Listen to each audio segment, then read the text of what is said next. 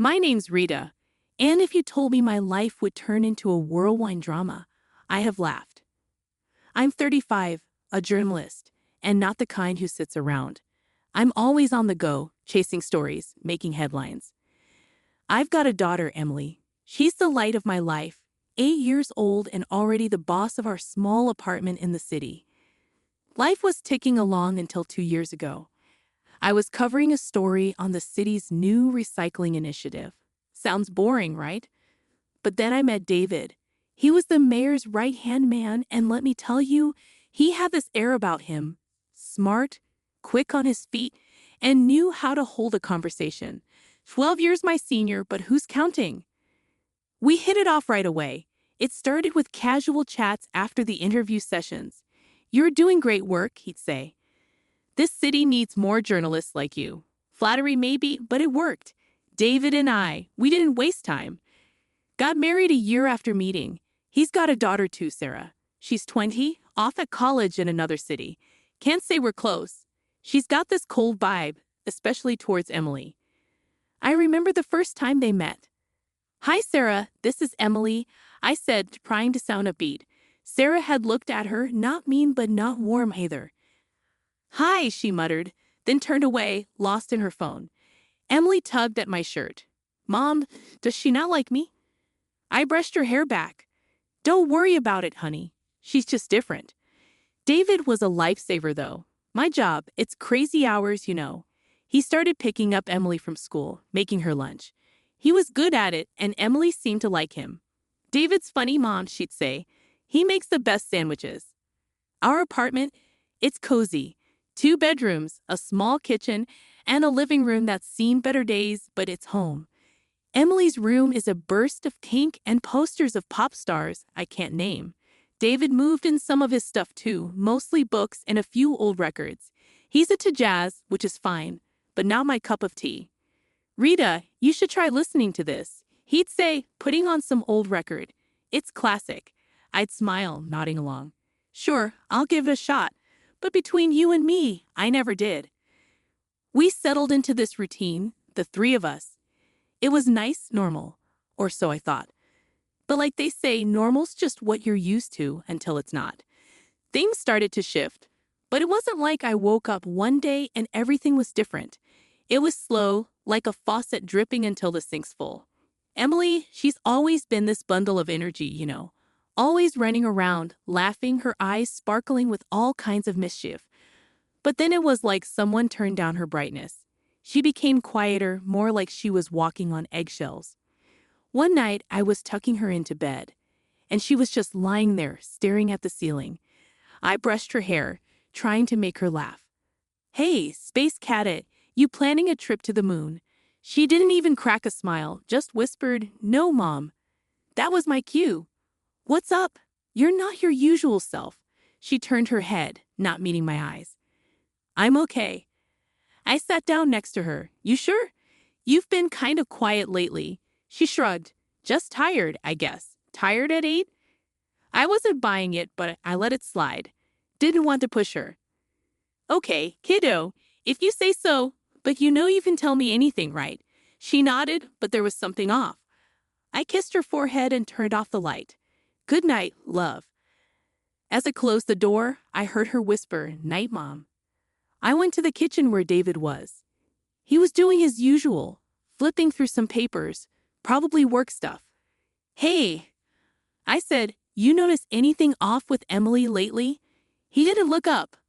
"Off like what?"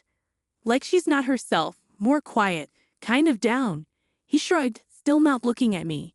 "Kids have moods, Rita. She's probably fine." "Yeah, maybe." I wasn't convinced, but what else could I say? The next few days, it was the same. Emily was like a little shadow, just there but not really. It got me thinking, maybe something at school. I decided to ask her about it. I waited for a good time, right after dinner when we were clearing up. "Hey, Em, everything okay at school?" She was stacking plates, not looking at me. "Yeah, it's okay." "You sure? No one's bothering you or anything?" She paused, then shook her head. "No, everyone's nice." I wanted to believe her, but moms know, right? There's this gut feeling when something's not right. I let it go for the moment, didn't want to push her. That weekend, we were doing laundry. Emily was helping me fold clothes. That's when I saw it, a bruise on her arm. Not a small one either. I tried to keep my voice steady. Em, what's that on your arm? She pulled her sleeve down quick. Oh, I fell at the playground. You fell? That looks bad, honey. She avoided my eyes. It's nothing really. I wanted to dig deeper, but her face, it was like she was scared. Scared of what? I couldn't figure it out. Okay, if you say so. But be careful. Okay, yeah, Ma. I watched her for a moment. She went back to folding like nothing happened, but I couldn't shake the feeling. Something was up, and I needed to find out what it was. Eating at me like a splinter. You can't get out. Something was off with Emily, and I couldn't just let it go. That bruise, her quietness, it wasn't like her. I had to figure it out, but I didn't know where to start. Then this idea hit me. Why not use one of those smart watches? The ones that can record stuff. I mean, if something's happening at school, maybe I could catch it. I got the watch, a sleek little thing. Told Emily it was an early birthday present. Look at this, Em, you can call me with it if you ever need to. I said, trying to sound upbeat. She looked at it a bit puzzled but then smiled. Thanks, Mom. It's cool. I showed her how to use it, but I didn't tell her about the recording part. Felt kind of sneaky, but I had to know. The next few days, I was anxious, waiting for something, anything. Finally, when she was in bed, I took the watch to check the recordings. My heart was racing as I started listening. At first, it was just kid stuff. Her talking to friends, teachers in the background, normal school noises. But then I heard something that made my blood run cold. It was David's voice, but not the David I knew. He was angry, really angry. You think you can just mess around, huh? You're such a fool, Emily. I couldn't believe it. This wasn't the David who made sandwiches and joked around. My hands were shaking as I listened. There was a sound like a slap, and then Emily crying. Please stop. I won't do it again. I felt sick. My David hitting my little girl. I had to stop the recording. My mind was racing. This couldn't be happening, but it was right there in the recording. I didn't sleep that night. I just sat there, thinking, trying to make sense of it. In the morning, I saw Emily off to school, acting like everything was normal. But as soon as she left, I called in sick to work. I had to figure this out. David came home that evening, all smiles like usual. Hey, how was your day? He asked, hanging up his coat. I was boiling inside, but I kept my cool. Oh, the usual. Emily's got a school project coming up. She's pretty excited. He just nodded. That's good. Kids need stuff to keep them busy. I wanted to scream at him, asking why he did it, but I couldn't. Not yet. I needed to be sure, needed more proof. The next few days, I kept a close eye on Emily, on David. Everything seemed normal, but I knew it wasn't. I kept checking the watch, but there was nothing like before. Just once was enough, though. Once was too much. I was in a daze, thinking about that recording. It kept replaying in my head over and over. David's voice, Emily's cries. I needed to do something. But what? I couldn't just confront David, not without a plan. And Emily?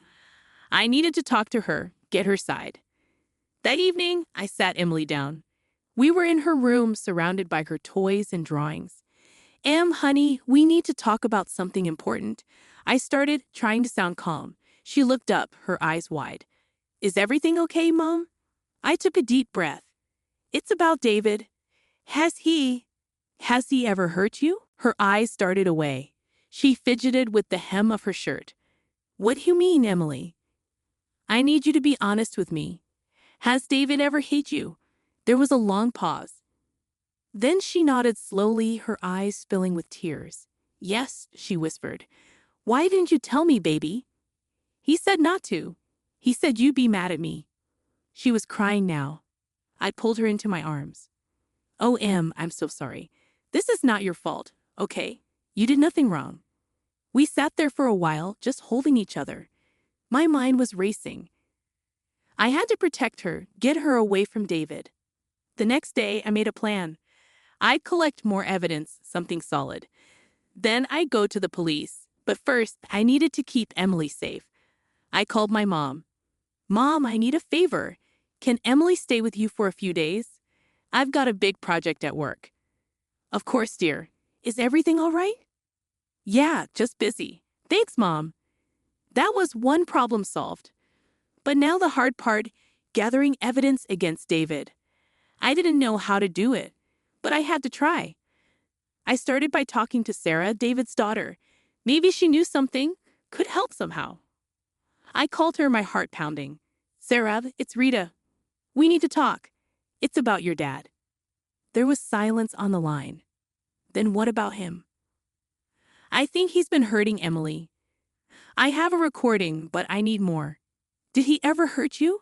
Did he ever hurt you? Another long silence, then a quiet yes. It was like a floodgate opened.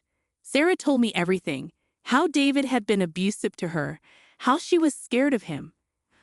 I couldn't believe I hadn't seen it before. Getting more evidence against David wasn't going to be a walk in the park, I knew that. The guy was slick, always had his guard up.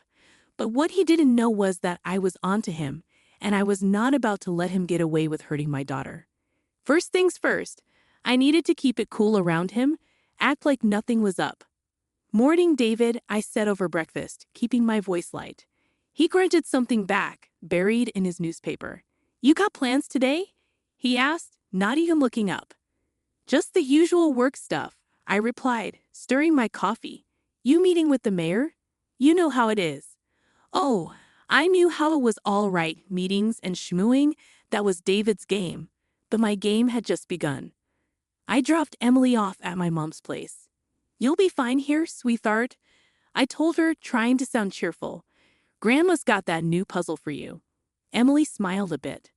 I like puzzles, she said, hugging me tight. Me too, baby, me too, I whispered, kissing her forehead. Once I was sure Emily was safe, it was time to get to work. I called Sarah. We need to meet. It's time we put a plan together. She agreed to meet at a cafe downtown. It was quiet, the kind of place where you could talk without being overheard. Sarah looked tense when I got there. So, what's the plan? She asked, her voice low. We need to record him, get him on tape admitting what he's done to you, to Emily. It's the only way. Sarah nodded, biting her lip. I can try talking to him, maybe get him to say something. It was risky, but it was all we had. Be careful, Sarah. He can't know we're onto him. I know. I'll be careful. We spent the next hour going over every detail. What to say, how to say it, when to push, when to back off. It was like setting a trap, and we had to be perfect. The next few days were a blur. I kept my distance from David, made excuses to stay late at work, anything to avoid being alone with him. Sarah did her part. She called David, made up some story about needing to talk.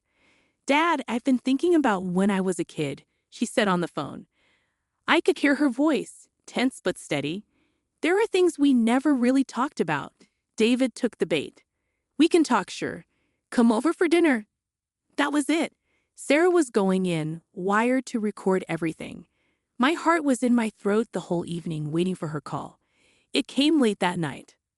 I got it, Rita. I got him to talk. I felt a mix of relief and dread. Good work, Sarah. Bring it over. We need to listen to it, make sure we have what we need. She came over, looking like she'd just gone 10 rounds in the ring. We sat at my kitchen table, listening to the recording. David's voice filled the room at first, then getting angrier. You always were a difficult child, Sarah. Always asking for it. My blood boiled listening to him, but then he said it, clear as day. I did what I had to do to you, to Emily. You both needed to learn. That was it, the confession. I felt sick to my stomach, but at the same time, I felt a surge of triumph. We had him. We take this to the police first thing tomorrow, I said, my voice firm. Sarah nodded, looking exhausted but determined. Yeah, it's time he paid for what he's done. It was a long night. Neither of us slept much, but we had what we needed. David was going down, and I was going to make sure of it. The morning sun was barely up, but I was already wide awake, my mind racing. Today was the day I'd confront David. The evidence was there on my kitchen table, a little recorder that held his confession. My hands were shaking as I thought about what I had to do. I couldn't back down now. I heard David getting ready, the usual clatter in the bathroom, the sound of his shoes on the hardwood floor. I braced myself as he came into the kitchen. "Morning, Rita," he said, grabbing his coffee. He sounded so normal, like it was just another day. I took a deep breath. "We need to talk, David," I said. He raised an eyebrow, a slight smirk on his face. "About what?" he asked. "About what you've done to Emily," I replied. His face changed then, the smirk disappearing. "What are you talking about?" he asked. I felt a surge of anger. "I know everything, David. It's over. I know you hurt Emily. I know you hurt your own daughter." He laughed, a cold, harsh sound. "You think that will hold up? You think anyone will believe you over me?" I stood up, my hands clenched into fists. "They will when they hear this." I hit play on the recorder, and his voice filled the room, admitting what he'd done. David's face went pale. He reached for the recorder, but I snatched it away. "No, you don't get to hide from this. Not anymore," I said. He stood up, his chair scraping against the floor. "You're going to ruin everything, my career, my life," he pleaded. "You did that yourself when you hurt those girls." "It's over, David," I said, feeling desperate but resolute. "You can't prove anything. It's your word against mine," he argued. I shook my head, a bitter laugh escaping my lips. "No, it's your word against yours. You confessed, David. It's all here." He was silent, just staring at me, his face a mask of defeat. "I'm going to the police," I said, my voice steady. "And I'm taking this with me. You're going to pay for what you've done." He didn't say anything as I walked past him out of the kitchen. I didn't look back. I didn't need to. I had everything I needed. Walking into the police station, my heart was hammering in my chest like a drum. I never thought I'd be in a situation like this, but here I was, about to turn in the man I once thought I loved. I recounted to the officer at the desk. "Can I help you, ma'am?" he asked. I took a deep breath. "Yes, I need to report a case of domestic abuse." "I have evidence," I said, my voice shaking, but holding the recorder tightly in my hand like a lifeline. He looked at me, his expression turning serious. "All right, let's go to an interview room and you can tell me everything." The next hours were a blur of questions and statements. I played them the recording, watched their faces change as David's voice filled the room. It felt surreal, like I was watching someone else's life fall apart. When I finally left the police station, I felt empty and exhausted, but there was a sense of relief too. The truth was out, and there was no turning back. I called Sarah. "It's done." I gave them the recording, I said. There was a pause, then Sarah's voice, firm but emotional. "Thank you, Rita, for everything. We're in this together," she said. I tried to sound more confident than I felt. "Yes, we are." The next few weeks were a whirlwind. David was arrested, and the story hit the news. Headlines screamed about the mayor's assistant and the shocking allegation against him. My world was upside down, but I knew I'd done the right thing. The legal battle was tough. David had a good lawyer, the kind that knows how to twist words and play on technicalities. But we had the truth on our side. Sarah testified, her voice breaking as she told the court about her father's abuse. I could see the jury's faces, the horror and sympathy as they listened to her story. Then it was my turn. "Miss Stevens, can you tell the court about the recording you made?" the prosecutor asked. I nodded, taking a deep breath. I recorded Mr. Johnson admitting to abusing my daughter and his own daughter. I wanted to protect my child and expose the truth. David's lawyer tried to shake me, questioning my motives, suggesting I was out for revenge. But I stood my ground. "This isn't about revenge, it's about protecting my daughter and getting justice for what he did," I asserted. The trial seemed to drag on forever, but finally, the day of the verdict came. I sat in the courtroom, my hands clenched in my lap, waiting for the jury to return. "We find the defendant, David Johnson, guilty of child abuse," the foreman said. It was like a weight lifted off my shoulders. David was sentenced to prison and colossal monetary compensation. The judge's words were harsh, condemning his actions and the pain he'd caused. As he was led away, I felt a mix of emotions: relief, sadness, anger, but above all, I felt a sense of closure. The aftermath was hard. I had to rebuild my life, help Emily heal from the trauma she'd experienced. But we were free from David's shadow, and that was what mattered. I focused on my work, on being there for Emily. We started therapy, both of us, to work through everything that had happened. It wasn't easy, but we were getting there day by day. We moved into a new house. It was smaller than the old one, but it was ours, and it was a fresh start. The first day we moved in, Emily ran around the house, exploring every nook and cranny. "I get to pick my room?" she asked, her eyes wide with excitement. "Of course, kiddo, whichever one you want," I replied, watching her dash from room to room. She picked the one with the big window that looked out over the backyard. "I can see the stars from here, Mom," she said, smiling. "Then it's perfect for you," I said, smiling back. Unpacking was a chore, but it felt good, like we were putting our lives back together piece by piece.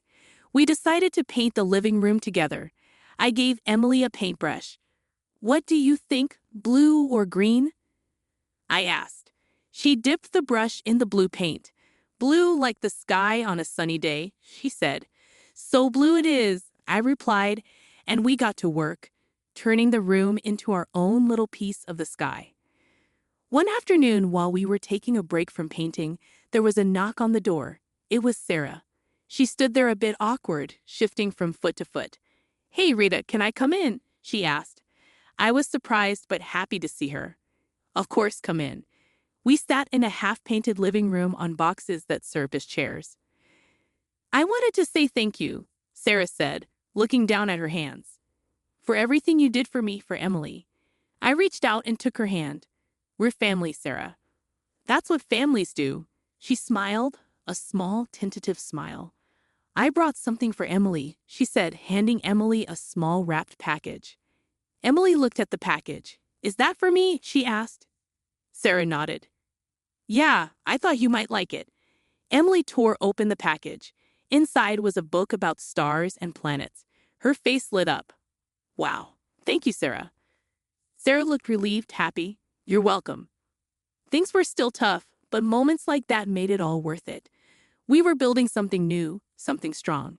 Emily went back to school, and she was doing well, making friends, coming back to her old self. And me? I went back to work, throwing myself into stories, into uncovering truths, just like I always did. But now I have a new perspective, a new understanding of the struggles people faced. Life wasn't perfect, but it was ours. We had our little world, our safe haven, and we had each other. And that was more than enough. It was a new beginning, a chance to heal, to grow, to love.